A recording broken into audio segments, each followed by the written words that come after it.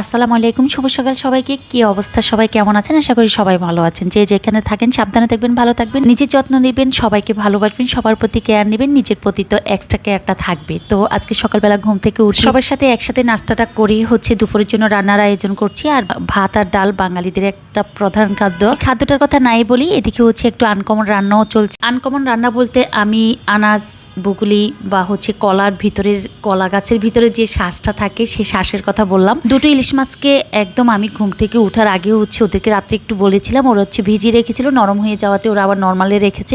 সকালবেলার নাস্তাটা কমপ্লিট হওয়ার পর রান্নাঘরে চলে যাওয়া। আর রান্নাঘরে চলে যাওয়া মানে দুপুরের আয়োজনটাকে একদম টানা একসাথে শেষ করে রান্নাঘর থেকে বেরিয়ে হওয়া। এটা হয়তো বা আমি একা না, সব বাসাই করছেন। তো আজকে বাজার থেকে কিছু বাজার সদাই করেছিলাম, সেটা ছিল মুরগি কিনেছি, আর কলমি শাক, আনারস কিনেছিলাম, কাঁচামরিচ কিনেছিলাম, ধনিয়া পাতা কিনেছিলাম। সবকিছু এখন আস্তে আস্তে বের করে নিচ্ছি। ওদিকে ইলিশ মাছ রেখেছিলাম ফ্রিজে দুটো। ওই ইলিশ মাছগুলো বের করে এখন কেটে কুটে ধুয়ে পরিষ্কার করে রান্নার কাজে হাত লাগানো। তো সব বাজার একটু সবার সাথে শেয়ার করা। এটাই রিসেন্টলি এই মাসে এতবার আনা হয়েছে। সবাই বরবটি ভর্তাটা খুবই লাইক করে। আর এনেছিলাম প্রায় 1 থেকে 150 মুরগির ডিম। আসলে ডিমটা কি, যেহেতু সকালবেলা নাস্তার সাথে ডিম খাওয়া হয়, এটা প্রত্যেকটা বাসায় যারা যারা ডিম পছন্দ করে খেতে, তো যেহেতু ডিম প্রায় আনা হয়, ধাপে ধাপে না আনার চেয়ে একসাথে আনা ভালো, সেজন্য ডিম আনিয়েছিলাম। আর ডিমগুলোকে ধুয়ে পরিষ্কার করে দেন ফ্রিজে রেখে দিব। লেবুটা গতকালকে আনিয়েছিলাম, তাও আমি ফ্রিজে ধুয়ে পরিষ্কার করে পানি ঝরিয়ে তারপরে নর্মাল ফ্রিজে রেখে দিয়েছিলাম। এখন কাটাকাটিগুলো তাড়াতাড়ি কমপ্লিট করলে সবচেয়ে তাড়াতাড়ি আমি রান্নাটা বসাতে পারবো। প্রতিনিয়ত আমি সবার সাথে শেয়ার করি, সেটা বটি দিয়ে করি আর ছুরি দিয়ে করি আর নিচে বসে বটি দিয়ে করি। একদম নর্মালভাবে তাড়াতাড়ি করে কেটে কমপ্লিট করাটা সবচেয়ে মানের কাজ। তো এদিকে আনারসগুলোকে একদম দ্রুত কেটে স্লাইস করে দিব।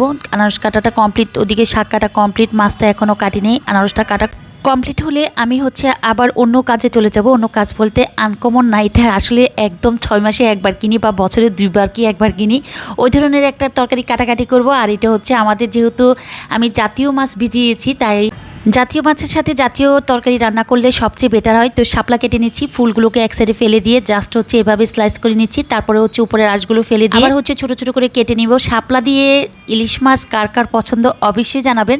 তবে আমার বাসায় রেগুলার খাওয়া হয় না, বছরে একবার কি 2বার বা 3বার, বর্ষার সিজনে হয়তো মনে করি একবার আনা হয়। আর সবচেয়ে শাপলার সাথে ইলিশ মাছ দিয়ে শাপলা রান্না করলে কিন্তু অনেক ভালো লাগে। কিন্তু তরকারির মাঝে আমার মনে থাকে না যে শাপলা তরকারিটা আমি ইলিশ মাছের সাথেও দিলেও তো ভালো লাগবে, একদম মনে থাকে না। আজকে বাজার সদাই করতে গিয়ে মনে হলো যেহেতু মাছ ভিজিয়ে রেখে গিয়েছিলাম, সেই ক্ষেত্রে শাপলা কেনাটা একদম জরুরি। তাই একদম মন থেকে শাপলাটা কিনে বাসায় ফিরেছি, যে আগে শাপলা কিনেছি, তারপরে অন্য অন্য তরকারি কিনেছি। শাপলা দিয়ে ইলিশ মাছ আবারও বলছি, কার বাসায় কে কীভাবে রান্না করেন অবশ্যই জানাবেন। আমার কাছে অনেক বেশি ভালো লাগে শাপলাটাকে, অবশ্যই আমি যেভাবে রান্না করি একটু হলেও শেয়ার করব। আর ওদিকে জাতীয় মাছটা কাটাকাটি করছি। আর মাছ কাটা সবাই আমাকে বলেন যে আপু একটু স্লো করে কাটবেন। আসলে মাছ কাটা স্লো আর জোরে বা তাড়াতাড়ি যেভাবে দ্রুত করে দিই না কেন, মাছ তো ইলিশ মাছ কাটা অত ফ্যাক্ট আমি মনে করি না, যে এটা সবাই যার যার বাসার পছন্দ অনুযায়ী কাটাতেই বেটার। তো এদিকে দুটো ইলিশ মাছ কেটেছিলাম, আরেকটা ইলিশ মাছ কাটছি। দুটো ইলিশ মাছের লেজের গোড়ালি আমি রেখে দিচ্ছি ভর্তা করার জন্য। আরেকটা ইলিশ মাছকে কেটে নিচ্ছি একদম জাস্ট ফ্রাই করার জন্য, সেটা ফ্রাই করব। সেজন্য ছোট ছোট স্লাইস করলাম না, ছোট ছোট যেগুলো স্লাইস করেছি সেগুলো জাস্ট শাপলা দিয়ে রান্না করব। তো এদিকে যে মাছগুলো কাটাকাটি করলাম তাও ইলিশ মাছ দিয়ে শাপলা, চিংড়ি মাছ দিয়ে কলমি শাক, দেন আনারসটাও কেটে দিলাম। আনারস কাটার পরে কিন্তু শাপলা কাটলাম, তারপরে আমি এখন মাছ কাটাকাটি করছি। একই বটিতে অনেকগুলো কাটাকাটি করছি, তার মানে কি বটিতে যেন মাছের গন্ধটা না থাকে আনারস কাটার সময়। তরকারি তো ধোয়া পড়ে, সেজন্য কোনো প্রবলেম নাই। ইলিশ মাছ কিন্তু একটা নিয়ে নেই, ইলিশ মাছ দুটো নিয়েছি। মাছ নেওয়ার কারণ একদম ম্যারিনেট করে রেখে দিব। দেন যখন হঠাৎ করে কোনো মেহমান আসুক বাসায়, হঠাৎ করে কোনো তরকারি শর্ট পড়ুক বা সকালে পান্তা ভাতের সাথে কেউ খাবারের জন্য রেডি করুক বা খেতে চাই, তখন তাড়াতাড়ি করে দ্রুত ব্রেড করে দেওয়া। এদিকে যে শাপলাগুলোর উপরে আঁশটা ফেলে দেওয়া আমি একটু শেয়ার করেছিলাম। তারপরে উপর শাপলার উপরের যে পলপটা আঁশটা সেটা ফেলে দিয়ে দেন আমাকে দিয়েছে। আমি জাস্ট বটি দিয়ে লতি সাইজ, যেভাবে আমরা লতি কাটি তরকারির জন্য, ওই ধরনের একটা পছন্দনীয় একটা সাইজ করে আমি শাপলাগুলো কেটে নিচ্ছি। যখনই কখনো যদি আমি নিচে কাটাকাটি করতে বসি বটিতে, তখন একসাথে সব কিছু হাতের কাছে নিয়ে কোনটার পর কোনটা কাটবো, কোনটার পর কোনটা কাটার শুরু করব, কিন্তু একসাথে কেটে আমি কমপ্লিট করে কিন্তু চেষ্টা করি রান্নার কাজে হাত দেওয়ার জন্য। যদি দাঁড়িয়ে কাটি, একসাথে দাঁড়িয়ে সব কাটা কমপ্লিট করে একদম রান্নার কাজে চলে যাই। তো এতেও শাপলাগুলো কথায় কথায় আপনাদের সাথে শেয়ার করলাম যে কীভাবে শাপলাগুলো কাটতেছি। এখন আনকমন যেই তরকারিটা আজকে দুটো তরকারি আনকমন, যেমন শাপলা অনেক দিন পর রান্না করছি, আর হচ্ছে কলা গাছের ভিতরের হচ্ছে শ্বাস, তো সেই শ্বাসটাকে উপরের যে পলেপটা আছে এই পলেপটা ফেলে দিয়ে দেন হচ্ছে এখন কুচি কুচি করে কেটে নিব। এটাকে অনেকভাবে রান্না করা যায়। আমার আম্মা একদম বড় বড় পাতলা পাতলা করে গোল গোল করে স্লাইস করে কেটে তারপরে হচ্ছে নারকেল আর চিংড়ি মাছ দিয়ে রান্না করেন। আমার শাশুড়ি কুচি কুচি করে আলুর মতো, তারপরে সরিষা বাটা, চিংড়ি মাছ, নারকেল দিয়ে রান্না করেন। আবার এমনিও নর্মাল জাস্ট যেভাবে আমরা শাক রান্না করি শাক রান্নার মতো কাটাকাটি করা যায়।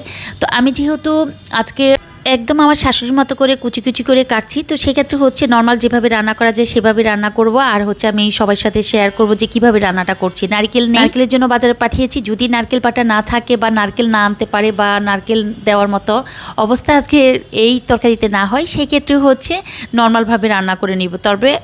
তবে তারপরও আমি রান্নাটা কমপ্লিট করব। এদিকে হচ্ছে শাপলাগুলোকে একটু ভাপ দিয়ে নিচ্ছি। ভাপ দিয়ে নিলে হবে কি, তরকারিগুলোর যে ঝোলটা, ওই ঝোলটার রং কালো হয়ে যাবে না, কারণ শাপলার একটা আয়রন বা কালো একটা কষ বের হয়।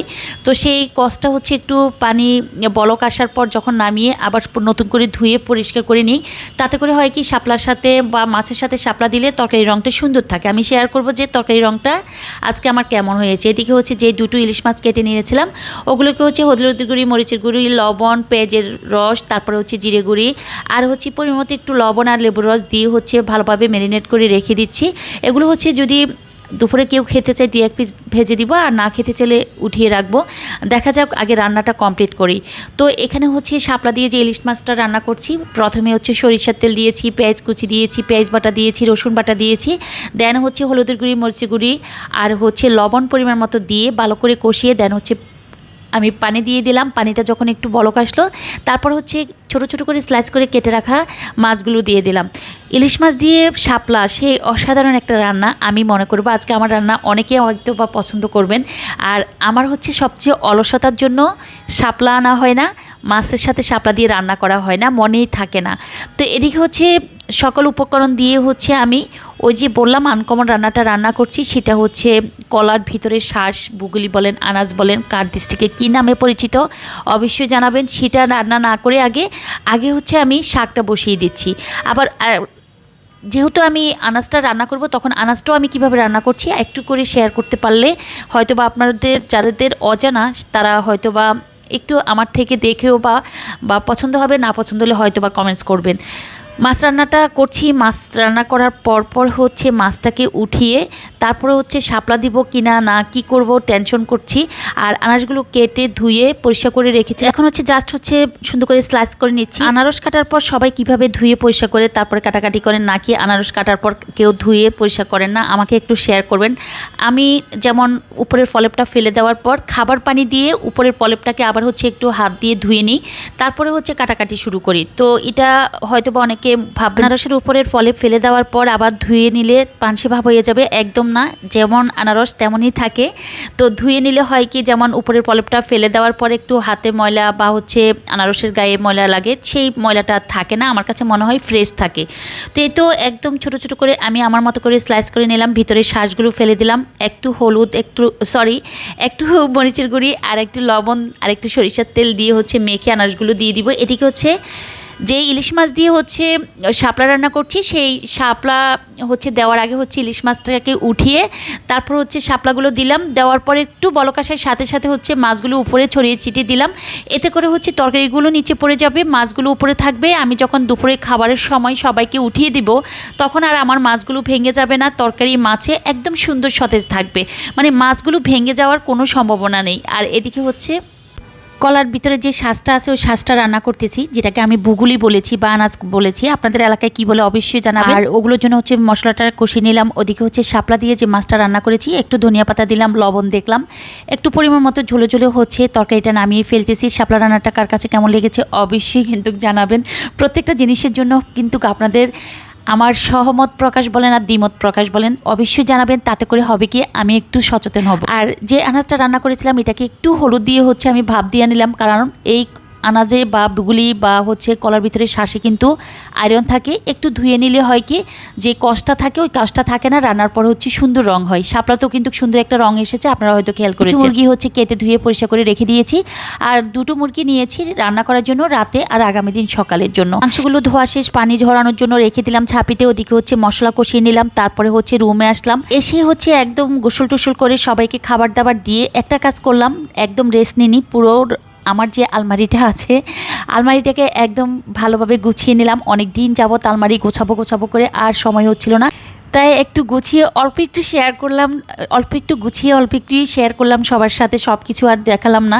আর এদিকে হচ্ছে গ্রাম থেকে আমাদের জন্য হচ্ছে এটা কি চাল ভেজে তারপরে হচ্ছে খেজুরি গুড় দিয়ে মোয়া বানিয়ে পাঠিয়েছিল, আর পাঠিয়েছিল লেবু। তো লেবুগুলো হচ্ছে আমাদের গ্রামের বাড়ির গাছের লেবু। তো সব কিছু মিলে সবাই অনেক বেশি সুস্থ থাকবেন, ভালো থাকবেন, নিজের প্রতি যত্ন নেবেন, সবাই সবাইকে সম্মান করবেন। আল্লাহ হাফিজ।